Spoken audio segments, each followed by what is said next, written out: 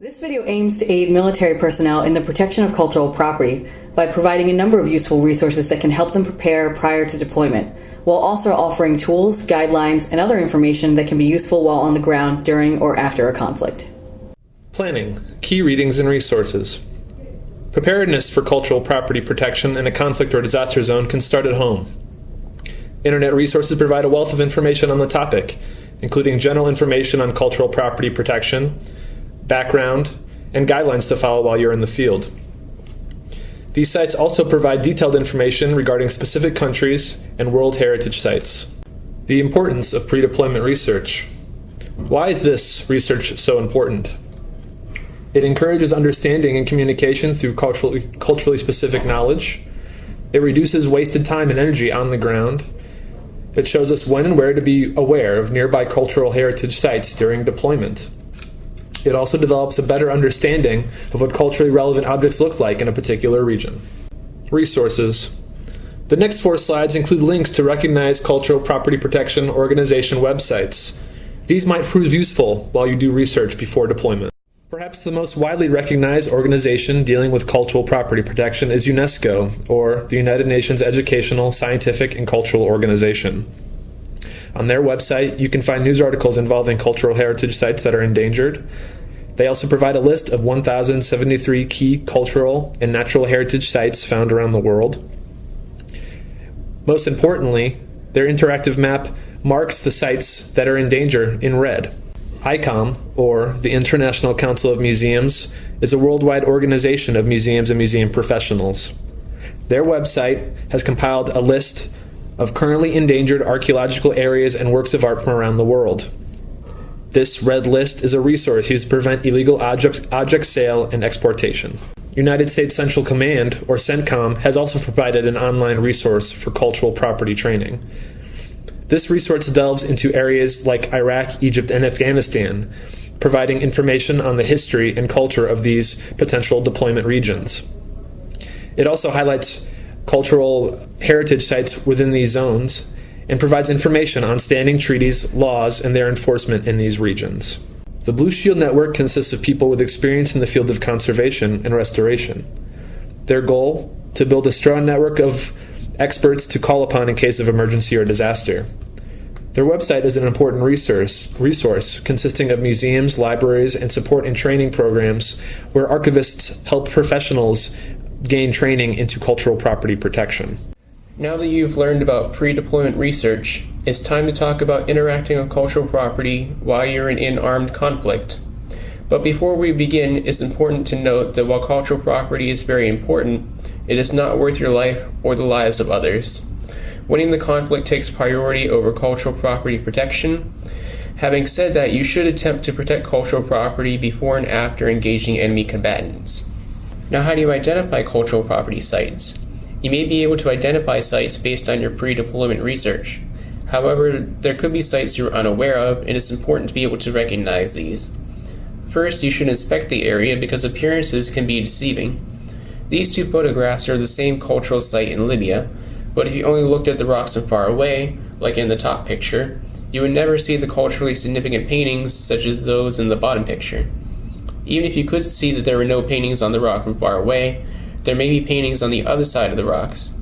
So it's always a good idea to survey the area and determine its scope.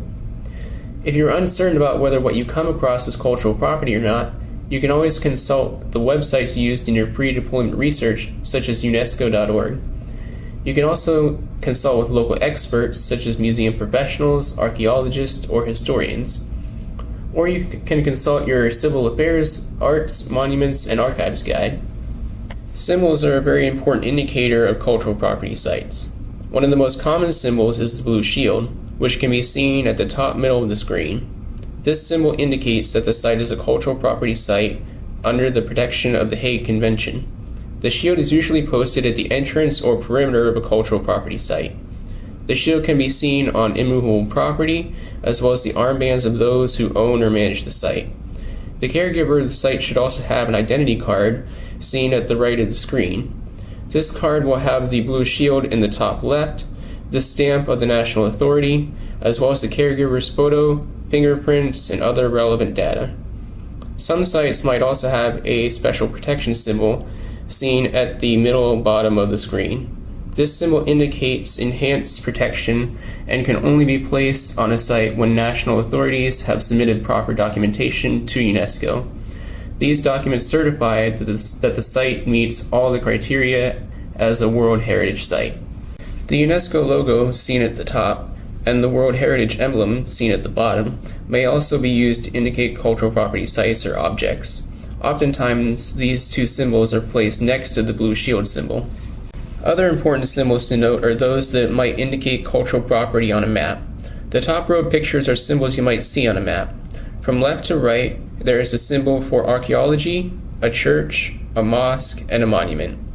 The symbol for naval bombardment, seen in the bottom right, functions similarly to the blue shield in that it indicates cultural property protection. However, for this symbol, that protection is specific to naval bombardment. Therefore, this site is more commonly seen near seas or oceans. While not necessarily related to cultural property, the symbol for civil defense, seen in the bottom left, is also important because the symbol indicates civilian bomb shelters. The symbol may also be seen on the armbands or ID cards of civil defense workers. While some archaeological sites may be part of a protected cultural property site, others may not. Archaeological sites can be identified through man-made objects such as tools, basketry, or pottery, shards of which can be seen in the bottom left. Surface features such as depressions created from former habitations, earthen fortifications, or foundations like those shown in the top right can indicate an archaeological site. Unnatural markings such as carvings, rock formations, and paintings, like the one in the bottom right, can also indicate an archaeological site. Certainly, while you are deployed, you will not always be in the field, but there is still a way that you can reinforce your understanding of cultural property, and that is through playing cards. But these are no ordinary playing cards. These cards have pictures of various cultural property sites and objects from Afghanistan and other locations, as well as information and tips for protecting cultural property. The cards were created through the funding of the Department of Defense and a partnership between the Cultural Resource Program at Fort Drum and the Colorado State University Center for the Environmental Management of Military Lands. These cards have been shown to be a good way to keep cultural property in the back of your mind. When you are in the field, you will need to keep an eye open for red flags. Red flags are indicators that cultural property could be in danger. These include, but are not limited to, looting, the selling of artifacts in certain markets, physical things like something is out of place, a door is open, or a window is broken, the unnecessary occupation of a site by the military, unnecessarily using land near an archaeological site for a landing strip or a drop-off zone, making unauthorized changes to a cultural site, or collecting or excavating an archaeological site. Being in the field and engaging with cultural property, you will most likely need to interact with museum staff. In order to know who the best person to talk to is, you will need to understand how museums generally structure their staff. This chart shows the staff structure of the National Museum of Liverpool. Notice at the top of the hierarchy there is the Board of Directors. The board has the final say when it comes to finances and overall museum direction. However, the board is made up of individual people, and they must make decisions collectively. A board member does not have authority outside the collective of the board. The museum staff is also divided into departments such as finance and education. These departments are broken down into different areas. For example, for this museum, the finance department has 3 sections: finance, systems information, and secretary to the board. In order to know who is best to contact and be able to contact them as soon as possible, you need to know the museum staff and what department each person works for. While not all museums are structured in this way, the basic principles are the same. I hope this video was helpful for you and that you are now better equipped to protect cultural property during conflict.